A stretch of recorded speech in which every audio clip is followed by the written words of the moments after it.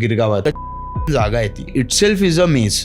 बुलबुलई आहे. आता वाडीच्या एंट्रन्सलाच एक प्लेग चर्च आहे. एका क्षणाला भास झाला की मागून कोणतरी बघते. तिकडे एक माणूस उभा होता. त्यांनी माणसाने वळून बघितलं तर त्याला डोकंच नव्हतं. अशी टरकली. ते दोघंही तिकडनं पळाले आणि डायरेक्ट वाडीत आले आणि गच्ची देऊन सगळ्यांना सांगितलं की असा किस्सा. या कथा मनोरंजनासाठी आहे. काही लोकांचे अनुभव व काही पूर्णपणे काल्पनिक असू शकतात. त्यामुळे कृपया यांना मनोरंजन म्हणून घ्या. या कथा आपल्या संस्कृतीचा एक भाग आहे. अगदी लहानपणी आजी आजोबांनी सांगितलेल्या गुड गोष्टींसारख्या. आमचा हेतू कोणत्याही प्रकारची अंधश्रद्धा किंवा भीती निर्माण करणे नाही.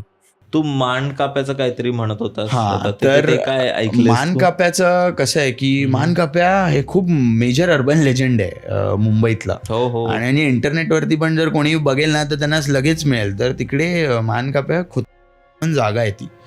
तर ना ही इटसेल्फ इज अ मेज. बुलबुलई आहे अशी जागा. आणि तिकडे म्हणजे असं आहे ना की इफ यू आर न्यू, जर तुम्हाला काय माहीत नसेल ना तर तुम्ही जिकडनं चालू कराल गोल फिरून परत तिकडे जाल अशी जागा आहे ती. आणि तिकडे असं म्हणतात ना की एक कोणतरी आहे ज्याला आहे ना मान नाही आहे आणि तो फिरत असतो. आणि जर कोण दिसला ना की तो त्याचा मान कापून टाकतो. म्हणून त्याला मान काप्या. आणि हे खूप म्हणजे माझा मामा वगैरे लहान होता तेव्हापासून ती गोष्ट फेमस आहे गिरगावात मान काप्याची. मला अजूनही आठवतं आहे एकदा. आणि म्हणजे ती वाडी पण आहे ना ती एवढी भयानक आहे ना, म्हणजे ती एकदम विचित्र आहे. आणि कसं आहे ती हेरिटेज प्लेस आहे. म्हणजे ती it used to be a Portuguese colony I think many years back. तर आहे ना जर तू त्या वाडीत एंटर करशील ना तर वाडीच्या एंट्रन्सलाच एक प्लेग चर्च आहे. आणि त्या चर्च म्हणजे मला अजूनही आठवतं एकदा गणपतीचं आहे ना असंच मी, माझा भाऊ आणि भावाचे 2 मित्र आम्ही गणपतीचं हे होतं तर नाईट मारत होतो. आम्ही समोर बसलेलो सिगरेट वगैरे पित होतो, गप्पा चालू होत्या आणि हेच भूताच्या गोष्टी करत होतो. तर वाडीचा विषय निघाला. तर माझ्या भावाचा मित्र आहे सावंतवाडीतला. तर तो त्याला ह्या सगळ्या गोष्टींमध्ये इंटरेस्ट होता. तो बोलला चल आपण जाऊ चल. तर आम्ही गेलो.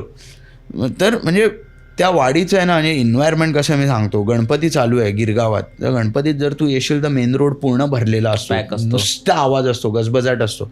आम्ही आलो त्या चर्चच्या थोडं तर चर्च, आणि चर्च पण काही जास्त नाही 100 मीटर अंतरावरती आहे. चर्च क्रॉस केला आणि पूर्ण शुकशुकाट, बाहेरचा आवाजच नाही. विचार कर, इतकी शांतता. आम्ही ते चर्च क्रॉस केलं, थोडं पुढे गेलो आणि एका फटक्यात ना म्हणजे मला माहीत नाही, मला भास वगैरे असं जसे कधी झालेले नाही आहेत. माझ्या भावाला आणि त्याच्या दोन्ही मित्रांना ना एका क्षणाला भास झाला की मागून कोणतरी बघते तिकडनं. आणि ना तिकडे तो एक असा गेट आहे, त्या गेटच्या इकडनं कोणतरी बघते असं आहे ना त्यांना कंटिन्युअस वाटत होतं. तर मग तो मित्र बोलला आपण पुढे नको जाऊया. आम्ही लगेच मागे वळलो आणि परत बाहेर आलो. म्हणजे इतकं विचित्र आहे ते. म्हणजे तिकडे आहे ना तू असं वाटतं की you are in a different world all together. मला अजून आठवतं म्हणजे मी जेव्हा लहान होतो तर तेव्हा आमच्या इकडे म्हणजे आमच्या इकडचे जे मोठे लोक होते ना त्यांनी सांगितलेलं संक्रांतीच्या वेळेला एक किस्सा झालेला आहे यांच्याबरोबर. तर संक्रांतीत हे लोक गच्चीवर होते, पतंग उडवत होते आणि कोणता तरी पतंग चांगला म्हणजे ढेप बोलतात, मोठा पतंग होता. तर ती ढेप खुदवाडीत आलेली. तर आणि कसं ना गिरगावात जर तू हे गटारातनं वगैरे तू उड्या मारून कुठेही जाऊ शकतो.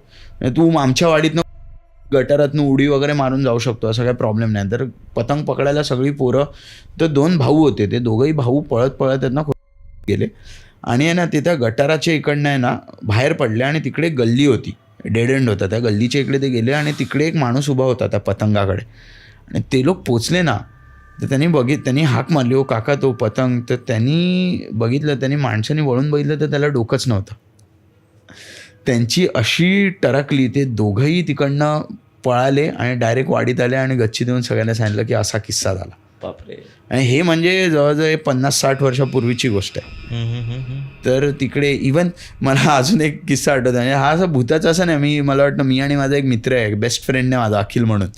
तर आम्ही दोघे आहेत ना एकदा शाळेत होतो आणि आहे ना त्याला काहीतरी खाणं आणायला जायचं होतं. तर आम्ही जात होतो, तर असंच मस्ती न जाऊया मुद्दा म्हणून आम्ही गेलो. मी काहीतरी 5वी-6वी, तो 4थी-5वीत असं आहे. घंटा आम्हाला दोघांनाही रस्ता माहीत नाही. आम्ही नुसते भटकतोय गोल फिरतोय. जवळजवळ 10-15 मिनटं झाली गोलच फिरतोय. मी बोललो आज काय आम्ही इकडनं बाहेर पडणार नाही. आणि असं नशीब चांगला आम्हाला एक माणूस दिसला. आम्ही बोललोच ह्या माणसाचाच पाठलाग करू काहीतरी. आणि नशिबाने त्या माणसाचा पाठलाग केला आणि एका बरोबर रस्त्यावरती पोहोचलो. आणि तिकडनं मग आम्ही, ती जागा अशी आहे तुला कधीच हे लागणार नाही की बाबा कुठून काय असं हे आहे.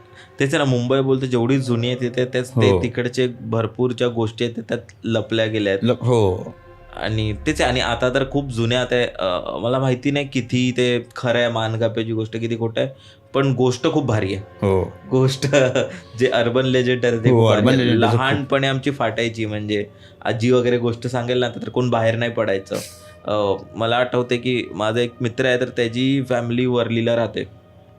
तर तिथे असं बोलतात की त्याचा जो काका होता खूप वर्षांआधी, ते चाळीत राहायचे. तर खूप वर्षांआधी तेव्हा एकदा तो रात्री लेट आला दारू पिऊन. हम्म. तर त्यांनी बघितलं की समोरून मानकाप्या येतोय, आणि मग त्यांनी त्याला असं ढकललं, जवळ आला आणि ढकललं ना, तर तो गटारात पडला, त्याचा पाय वगैरे तुटला त्यावेळी.